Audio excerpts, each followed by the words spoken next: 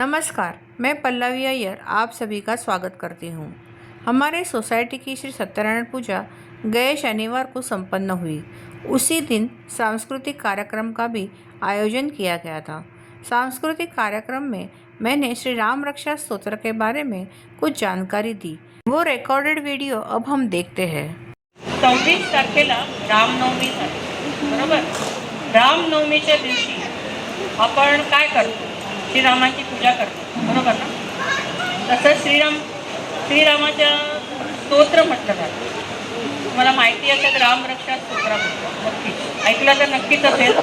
तर या रामरक्षा स्तोत्राबद्दल मी थोडीशी माहिती तुम्हाला आता देते आहे आणि त्याच्यानंतर आपण त्याची जी महत्त्व आहे ते पण बघून घेऊया. त्याच्याबद्दलची एक कथा आहे ती पण आपण ऐकूया. मर्यादा पुरुषोत्तम श्रीराम भगवान विष्णूंचा सातवा अवतार होते. त्यांचे संपूर्ण जीवन प्रत्येकासाठी एक आदर्श आहे. प्रभू श्रीराम यांची स्तुती विविध प्रकारांनी केलेली आहे, पण त्यामध्ये रामरक्षा स्तोत्र सर्वात अधिक महत्त्वाचं मानलं जातं. संपूर्ण रामकथा जर वाचायला आपल्याकडे वेळ नसेल तर प्रभू श्रीराम कोण आहेत, त्यांना मर्यादा पुरुषोत्तम राम, न्यायप्रिय, आदर्श राजा का म्हटलं जातं हे रामरक्षेतून आपल्याला समजतं. हे एक स्तोत्रही आहे आणि एक मंत्र देखील आहे. इतर स्तोत्रांमध्ये देवतांची स्तुती केलेली आहे. रामरक्षेमध्ये श्रीराम यांची स्तुती केलेली असून तो एक तारक मंत्र आहे. रामरक्षा पठणाने पापक्षालन घडतं. याच्या नियमित जपाने सर्व प्रकारच्या अडचणींपासून आपल्याला मुक्ती मिळते. श्रीरामरक्षेची कथा अशी सांगितली जाते की एकदा माता पार्वतीने शंकरास विचारले की जसे विष्णू सहस्त्र नामावली आहे तसे रामाचे एखादं स्तोत्र नाही का. तेव्हा भगवान शंकरांनी माता पार्वती या रामरक्षा स्तोत्राविषयी सांगितले. पण मुळात रामरक्षेची निर्मिती कशी झाली त्याला एक कथा आहे. ती अशी की आद्य कवी वाल्मिकींनी रामायणाची निर्मिती केली. 100 कोटी श्लोक असलेले हे रामायण सर्वांनाच मिळावयाचे वाटतात. देव, मानव आणि दानव भगवान शंकरांकडे ते प्राप्त करण्यासाठी केले. ते कोणाला मिळावे यासाठी त्यांच्यामध्ये खूप वाद झाले.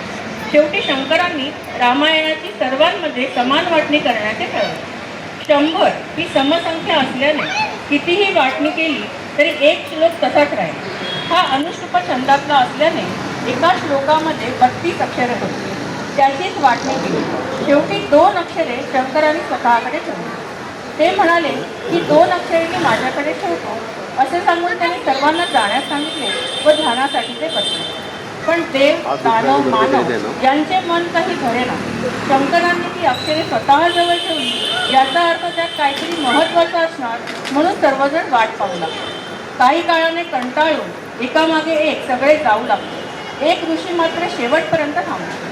त्यांना काहीतरी अजून मिळावे याची प्रचंड इच्छा होती. त्यांनी बराच वेळ वाट पाहिल्यानंतर त्यांना डुलकी लागली आणि नेमकी त्याच वेळी शंकर ध्यानातून बाहेर आले. त्यांनी त्या ऋषींकडे बघितलं. त्यांना त्यांचं कौतुक वाटलं. मग त्यांनी एक आशीर्वाद म्हणून त्या ऋषींच्या स्वप्नात जाऊन रामरक्षा सांगितली. काही काळाने ऋषींना जाग आली आणि जे स्वप्नात सांगितले आहे त्यावरून त्यांनी सुरेख अशा रामरक्षेची निर्मिती केली. त्या ऋषींचे नाव होते बुधकौशिक.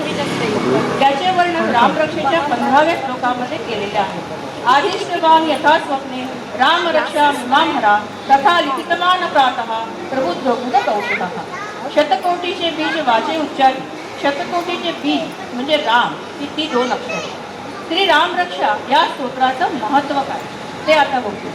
परमपूज्य गुरुदेवांनी मार्गदर्शन करताना सांगितले की श्रीरामरक्षा या शब्दाचा अर्थ रक्षण करता राम असा आहे. प्रभू रामचंद्रांना मर्यादा पुरुषोत्तम असे म्हणतात. प्रभू रामचंद्रांचे चरित्र अवलोकन केल्यास आपल्या असे लक्षात येईल की प्रभू रामचंद्रांनी राजा, पिता, बंधू, पती या सर्व नात्यांची मर्यादा सांभाळून एक फार मोठा आदर्श घालून दिला आहे. बुधकौशिक ऋषींच्या स्वप्नात जाऊन प्रत्यक्ष प्रभू रामचंद्रांनीच रामरक्षा हे स्तोत्र सांगितले आहे. त्यामुळे रामरक्षा स्तोत्रातील प्रत्येक अक्षर हे मंत्रमय व तारक असे आहे. हातपाय धुवून शुचिर्भूत होऊन रामरक्षा म्हणण्यास हरकत नाही. कुमार वयातील मुलांना तर रामरक्षा नित्याने आवश्यक आहे. त्यामुळे वाणीवर पण योग्य संस्कार होतात व नित्य रामरक्षा पठणाने शक्ती उत्पन्न होते व ती आपले सदा सर्वकाळ रक्षण करते. आबालवृद्धांनी पण नित्य रामरक्षा करावी. त्याच्यापासून निश्चित फायदा आहे. रामरक्षेचे अनुपालन करण्याची पण पद्धत आहे. कोणत्याही महिन्याच्या शुद्ध प्रतिपदेपासून सुरुवात करून नवमीपर्यंत हे अनुष्ठान करतात. प्रतिपदेला एकदा, द्वितीयेला दोनदा, याप्रमाणे चढत्या क्रमाने वाचून नवमीच्या दिवशी 9 वेळा रामरक्षेचा पाठ म्हणावा. अनुष्ठान म्हटले की त्याच्या नियमांचे पालन करणे हे आधी याचा अनुभव आल्याशिवाय राहत नाही. रामरक्षा हे स्तोत्र अत्यंत प्रभावी असे आहे. राम राम आपण कधी विचार केला आहे का की आपण राम राम 2 वेळा का म्हणतो? कारण र हा 27वा शब्द आहे व्यंजनामधला, कफ गफड.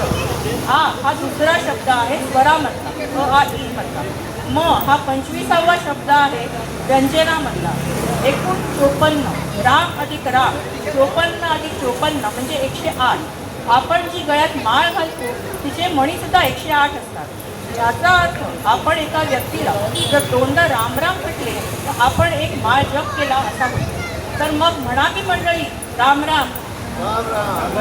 राम नाम घेत असताना लक्ष नामावर स्थित झाले की मन लक्ष्मण म्हणजेच लक्ष्मण होते. नामस्मरण करता करता मन उन्मत्त झाले म्हणजे हनुमान होते. हनुमान झालेले हे मन भक्तीमध्ये रत झाले, रत असे मन सततच्या नामस्मरणामुळे तृप्त होते. त्यातील विकार नाहीसे होतात. शत्रूंचे हे मन अनंत करते म्हणून ते शत्रू. अशा नामस्मरणाने मन शांत होते, शीतलता प्राप्त करते म्हणजे सीता होते. सीता झालेल्या या मनात दुसरा कोणाचा विचार न होऊ शकल्याने ते राम स्वरूप. रामरक्षेच्या एका श्लोकाबद्दल कदाचित सगळ्यांना माहिती असेल. रामो राजमणी सदा विजयते रामम रमेशं भजे रामेणा वियता निशाचरजं रामाय तस्मै. रामान्नास्ति परायणं परतरं रामस्तदासोऽस्मि रामे चित्तलया सदा भवतु मे भो राम मामुख. या श्लोकामध्ये राम या नामाच्या सगळ्या विभक्ती आल्या आहेत. रामो प्रथमा, रामम द्वितीया, रामेण तृतीया, रामाय चतुर्थी, रामान्नास्ति पंचमी, रामस्य षष्ठी, रामे सप्तमी, भो राम संबोधन. या श्लोकात प्रकाराची पुनरावृत्ती असल्याने गर्भारपणात हा श्लोक म्हटल्याने जन्माला येणारे बाळ कोबडे किंवा जीभ जड सुटलेले होत नाही. रामरक्षा हे एक आरोग्य रक्षक कवच आहे. एक वेगळा पैलू तुमच्यासमोर मांडत आहे. श्री रामरक्षा स्तोत्र हे आजही कित्येक घरांमध्ये तिन्ही सांजेला आवर्जून म्हटले जाते. आजारी व्यक्ती वा शस्त्रक्रिया झाल्यानंतर त्या रुग्णाला रामरक्षा ऐकवली जाते. रामरक्षाच का असे काही रहस्य या मंत्रात दडले आहे ते बघू. राम नाम कवच. शिरो मे राघवः पातु बालं दशरथात्मजा कौसल्ययो दुषो पातु विश्वामित्र प्रियः. प्राणं पातु मखत्राता मुखं सौमित्रवत्सला जिह्वा विद्यानिधि पातु कंठं भरतवर्तिका. स्कंदो दिव्ययुधः पातु भुजो भग्नेशकारुका करौ सीतापतिः पातु हृदयं जापदत्यते. मध्यं पातु खरध्वंसी नाभिं जापदाचया सुग्रीवेशः कटिपातु सत्तिः हनुमन्त्र. गुरुरगुत्तमः पातु रक्षः कुलविनाशकृत जाननी ते चित्तपातु जमयेद शतकांतः. पादो विभीषणसिद्धः पातु रामो किलकः. असे हे कवच या स्तोत्रामध्ये आहे. कवच म्हणजे आपल्या प्रत्येक अवयवाचे रक्षण करण्यासाठी मंत्र धारण करणे. थोडक्यात आपले संपूर्ण शरीरच रामनामाने अभिमंत्रित करणे. या कवचाची फलश्रुती नीट पहा. पातालभूत लव्योम चारिण छद्मचारिणः न द्रष्टुमपि शक्तास्ते रक्षितं रामनाम.